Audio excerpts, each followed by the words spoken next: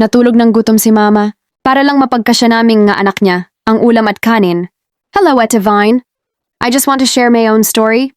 Sana ay magustuhan ng iyong masusugid na taga-subaybay. Itago niyo na lang ako sa pangalang Joyce. Apat kaming magkakapatid. Ang trabaho ng aking ina ay isang tindera sa isang ukay-ukay. At ang aking papa naman ay isang construction worker. Ngunit bihira walang trabaho. Ako noon ay nasa 15 years old na at hindi na nag-aaral ng high school. Dahil sa hirap ng buhay talaga namin. Isang araw, nagpunta kami sa ilog, naglaba kami ng napakarami, at doon ay inabot kami ng maghapon. Gutom kaming magkakapatid pag-uwi. At wala nang ulam kundi isang maliit na portion ng ginisang gulay na parang isang tao lang ang sakto. Si Mama kagagaling lang sa trabaho, halatang pagod, nangingitim na ang ilalim ng mata. Sabi niya, "Oh, kain na kayo. Huwag kayong matulog ng gutom." Napansin ko agad na wala siyang plato. Tinatanong ko pa lang kung bakit, pero mabilis niyang sagot. Pusog pa ako. "Kain lang kayo." Hindi ako naniwala. Alam kong hindi siya kumain mula umaga dahil narinig ko siyang sinasabihan si Papa na, "Okay lang ako, nakatikim naman ako ng sabaw kanina." Pero nahiya akong pilitin siya kaya kumain kami. Hinati-hati namin yung natirang gulay at kahit konti, masarap naman dahil sabay-sabay kaming kumakain. Pagkatapos namin kumain, naligo ako.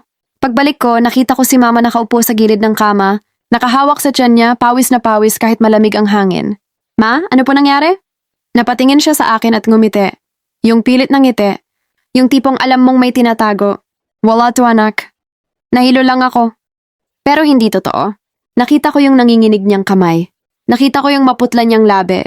Nakita ko kung paano siya dahan-dahang humihinga, parang may kinukulang sa loob niya. At doon ko nalaman yung totoo. Hindi siya kumain. Yung dapat pagkain niya, ibinigay niya sa amin. At dahil doon, nanghina siya. Naupo ako sa tabi niya, ramdam ko yung bigat ng konsensya ko. Hindi ko alam kung iiyak ba ako o yayakapin ko siya. Pero ang lumabas lang sa bibig ko ay, bakit hindi po kayo kumain? Bakit hindi na lang po natin hinati-hati lahat?" Hinaplos niya yung buhok ko at mahina niyang sinabi, "Ganyan talaga ang nanay, anak. Mas mahirap matulog ng may anak na gutom kaysa nanay na gutom. Kaya ko to. Basta busog kayo." At doon, hindi ko na napigilan. Umiyak ako ng tahimik habang nakayuko. Kasi hindi ko alam paano niya nagagawa. Iyon, yung sakripisyo na hindi niya ipinagmamalaki, hindi niya pinapaalala, pero ramdam mong galing sa pinakabuong puso niya. Kinabukasan, bumangon siya agad para pumasok sa trabaho kahit alam kong masama papakiramdam niya.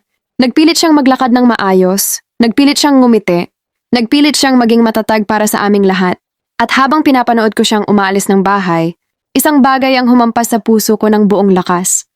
Na minsan, yung mga sakripisyo ng magulang hindi sumisigaw, hindi nagrereklamo, hindi humihingi ng kapalit, pero sila yung pinakamabigat at binabaliwala natin madalas. Simula noon, nangako ako sa sarili ko na hindi ko hahayaang maulit yung gabi na yon. Hindi ko hahayaang maubos si Mama para lang mabuo kami. At hindi ako titigil hanggang maramdaman niya na hindi niya kailangang gutumin ang sarili niya para lang mabuhay kami. Kung kaya't sa murang edad ko ay naghanap na ako ng trabaho kung saan ay pwede ako. Natanggap naman ako sa isang karenderya, isa akong all-around. Lahat ginagawa ko, pinagbubuti ko ng maayos ang trabaho ko. Libre ang pagkain, mabait ang may-ari. Higit sa lahat, sa tuwing ako ay uuwi sa gabi, binibigyan ako ng may-ari ng ulam para masahapunan ng pamilya ko. Malaking tulong sa amin ang ulam na iyon dahil dito, hindi na namomroblema ang mama at papa ko sa ulam sa gabi at palagi kong pinagtitira si Mama ng hapunan niya. Lagi kong inuuna ang pagkain ni Mama dahil alam ko na mas kailangan niya iyon para sa pang-araw-araw niyang pagtatrabaho. Kahit dito man lang sa maliit na paraan, sa pag-uwi ng ulam, sa pagtitira ko ng pagkain sa gabi, may padama ko ang aking pagmamahal bilang anak niya